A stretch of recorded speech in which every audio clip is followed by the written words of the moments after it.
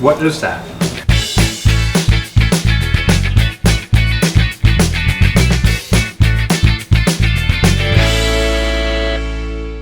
Welcome to the Pursuit of Coconuts. I'm Poland.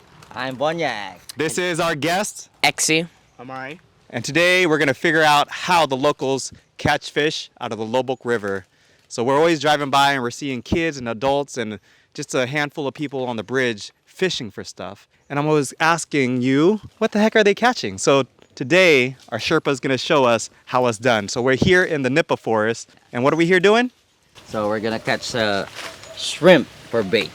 So these shrimp aren't the local, the regular ones that you see in the restaurant. They're about the size of a booger, or a little bit bigger than a booger. Tell us a little bit about what you know about the shrimp, Eggsy. They're small. And like apparently we use them to catch fish. All right, so what the Nipa forest is actually is a big natural forest of these plants called the Nipa tree. And in this forest, there's actually water tides that come up and down. So these are usually buried in water. The tide is going lower, so what we're gonna do is we're gonna go look for some streams that have running water and use this net to catch some shrimp. You wanna make sure the net doesn't have any holes because the shrimp is very small. All right, we're gonna go look for a stream along the road here and then see if we can catch some bait. Wish us luck.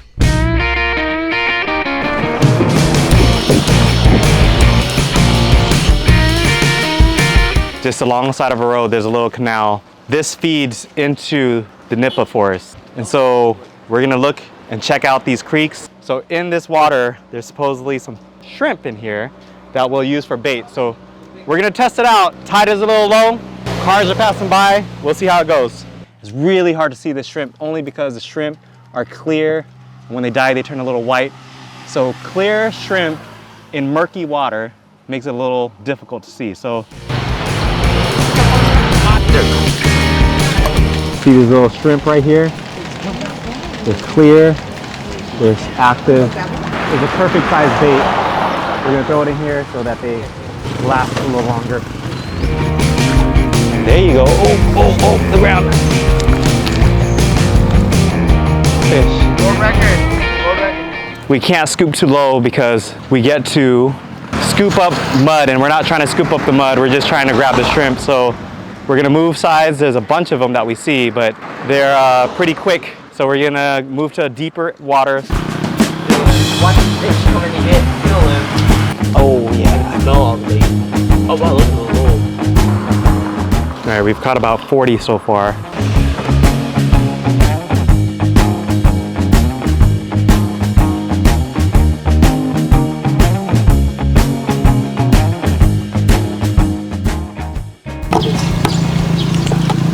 All right guys, so this net has, and this man has caught about 100 of them.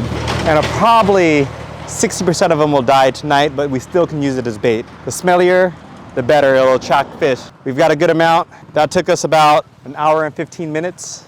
So we're gonna cut to the bridge and we'll see what we catch and what we can cook. Let's go.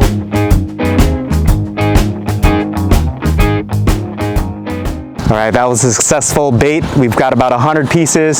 So we're actually gonna try to fish the sunrise because morning fishing is supposed to be really good. So that's what this guy told me. Yeah. Very good at catching bait.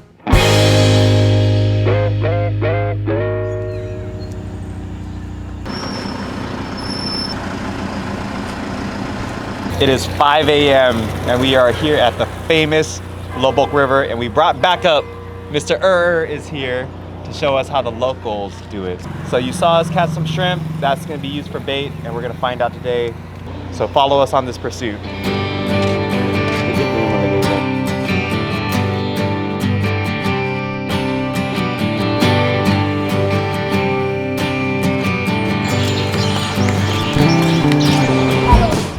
So here, the local guys, Bonyak and are using handlines. This is the traditional method that they use to fish locally here because it's cost efficient, traditional, and you can even check out that the reels are made out of wood. You can actually see a variety of fish on the surface. There's like needle, like pointed fish on top. There's some spotted ones. about the size of my palm. And those aren't what we're targeting. So we're targeting the ones right below the surface of the water. And we're gonna see if we can get a meal here. Hook up! The first fish of the day, caught by the local guy. The fish are starting to bite, but first we wanted to share a quick update about the aquaponic farm, the social enterprise in which these videos all support. It is Tuesday, April 11th, and hopefully by the end of the month we'll have some remnants of what the pond and the planters will be, and then shortly after that we'll finish in a couple of weeks on our first journey to sustainable farming. And from here we're going to hopefully build a lab up here also for the coconut manufacturing and coconut production to get FDA approval to manufacture and ship out of the country here. So God willing, all this helps out all the low-income farmers, or not all, I should say. That's a dream, but as many people as we can help, we will attempt to do so. Fish out again. What's that? Jump on the side. Oh, you were chosen.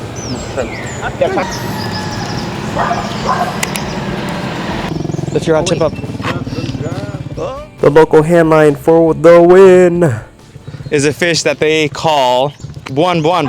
So, as you can see, it looks like a tarpon because of the body, of the big scales, and show them the mouth, how the mouth sits, and how the mouth sits going from the bottom to the top. So you know this is a low-lying fish closer to the bottom because they hunt up the way that their mouth is. All right, these are a good-sized fish. Yeah.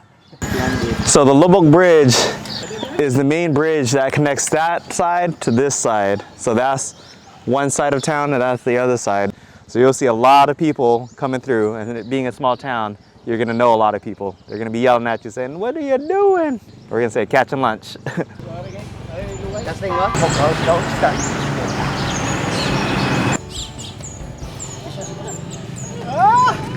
Whoa! Finally! Landed! The tarpon. So these are about the size, they grow bigger than this, probably about another 4 inches, but these are a decent sized fish here. So check it out. These guys have a little long fin here. The scales are pretty decent size. The eyes are big, good for hunting. The mouth is a good size. Look at that. So if we catch enough of these, the bones are pretty soft, so they make kinilaw with this, which is like a ceviche, Filipino style. We've got enough to make a good dish full of this, so we'll see how this goes. Let's go. Follow the pursuit of coconuts.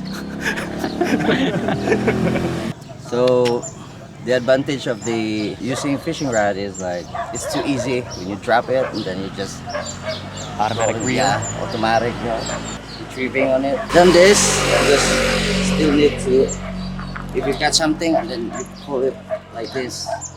So the disadvantage of using the handline is, you see the line? So it gets tangled, so it's too hard to fix it sometimes. This is a problem if you're using, especially here, and then like windy season, so your line's gonna always fly and it get tangled like this. But not bad.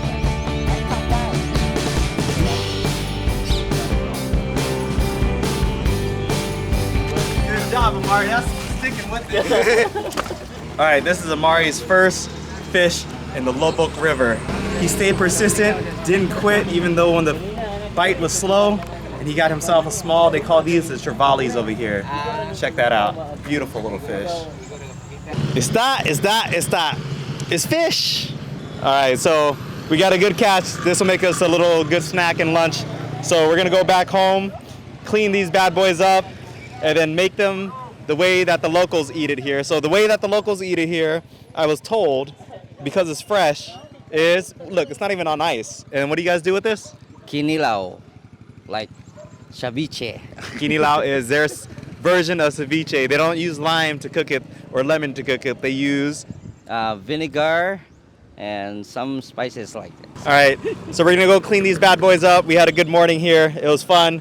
Beautiful sunrise. Great way to start the day. And we'll see how these bad boys taste. I'll give you guys a little run on it.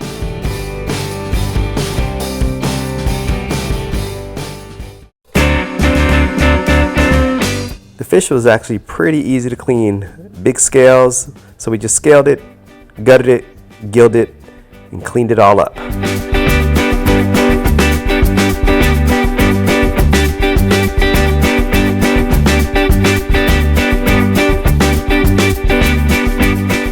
Welcome back to my kitchen. We got a good catch. We're gonna turn these little suckers into kinilaw. Kinilaw. Kinilaw is a form of Filipino ceviche. So there's onions, tomatoes, calamansi, ginger, cucumber, and then this is the Suka. secret ingredient, coconut vinegar. I'm gonna cut this up the way that I would fillet a regular fish, and I have no idea if this is the right way. So these are filled with a lot of pin bones. So this meat feels like, I mean, it hasn't been refrigerated, it's fresh out of the river. And it seems like it's kind of soft, the meat here. You can kind of hear the bones going along the bones here. Crack that. That wasn't pretty, but that's the fillet right there. All right, so here goes, you can see all those little pin bones there. We're gonna put that in the kinilaw because it's edible. There's a bunch of bones. All right, that is the ugliest piece of fillet I have ever seen and I have ever done.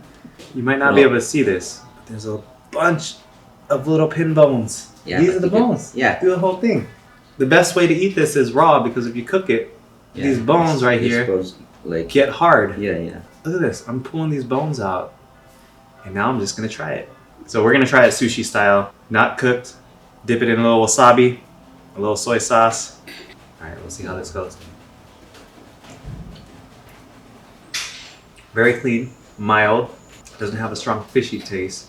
I want to say like it's a cross between like the soft flesh of a sardine, but the flavor of a rockfish meat where it's just clean, clear, not a lot of bloodline, not a dark meat, a really light meat, really refreshing. It's actually a really good. Now we'll finish making our kinilaw.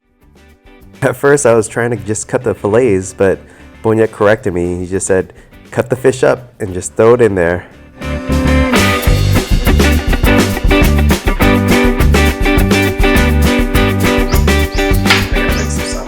So these are calamansi. They're like a cross between key lime and a orange, or it's a little sweet, a little sour, mostly delicious. Here's the salt. We just have a few more seasoning, which is going to be the coconut vinegar. We got the homemade one with garlic and chili inside of it. Oh, chilies!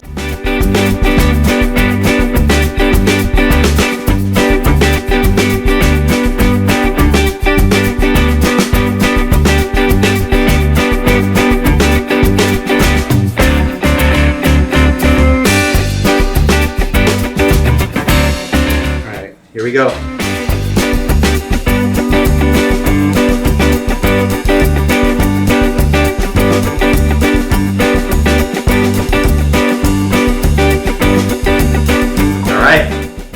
We're gonna take a quick bite real quick and then give you a little bit more description because we want to eat it while it's still not fully cooked by the vinegar. This is it. Kaon na ta! Kaon na ta!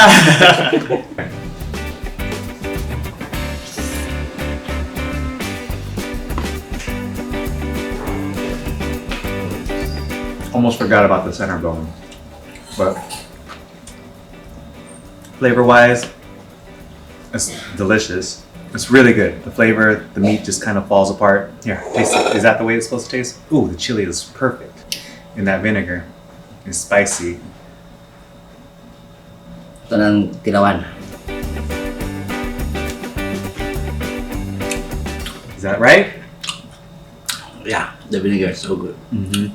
The vinegar is just aged just right. All right, right there is where you can see the eyeballs. The eyeballs are so big that the eye sockets go into the mouth. Right there, and it's really soft. And then you got this part where the brain's at. Let's try it out.